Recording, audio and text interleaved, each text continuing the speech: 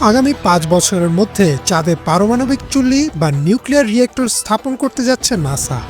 গবেষকরা বলছেন এটি হবে এক নতুন যুগের সূচনা, যা শুধু চাঁদ নয়, ভবিষ্যতে মঙ্গল সহ অন্যান্য গ্রহে মানুষের উপস্থিতি নিশ্চিত করতে সহায়তা করবে। পিপল.com-এ প্রকাশিত তথ্য মতে নাসার লক্ষ্য হল একটি টেকসই শক্তি ব্যবস্থা গড়ে তোলা, যাতে চাঁদে আবাসন, গবেষণা এবং শিল্প কার্যক্রম দীর্ঘ সময় চালানো সম্ভব হয়।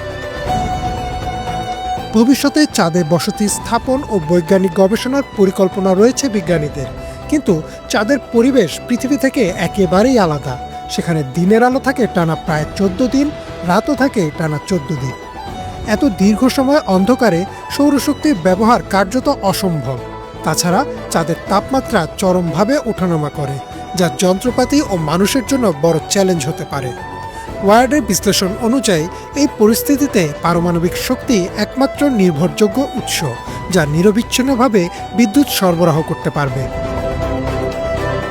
নাসা এবং যুক্তরাষ্ট্রের ডিপার্টমেন্ট অফ এনার্জি যৌথভাবে ফিউশন সারফেস পাওয়ার নামে একটি নতুন প্রকল্প হাতে নিয়েছে।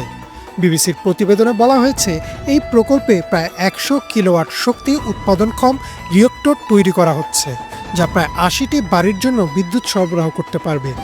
এর আগেও নাসা কিলো পাওয়ার নামে একটি ছোট আকারের রিয়েক্টর পরীক্ষামূলকভাবে তৈরি করে, যা সফলও হয়েছিল।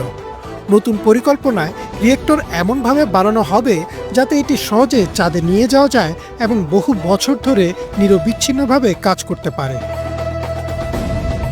একটি পারমাণবিক রিয়েক্টর থাকলে চাঁদে মহাকাশচারীরা অনেক বেশি সময় ধরে কাজ করতে পারবেন।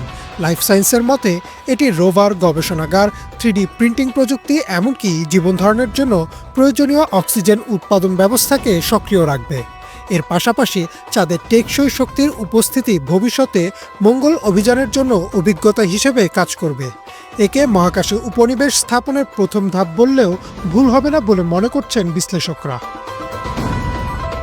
পরিকল্পনাটিতে বেশ কিছু সীমাবদ্ধতাও রয়েছে। পারমাণবিক উপাদান মহাকাশে পাঠানো সবসময় ঝুঁকিপূর্ণ। লঞ্চিংয়ের সময় কোনো দুর্ঘটনা ঘটলে তা পৃথিবীর জন্যই বিপজ্জনক হতে পারে।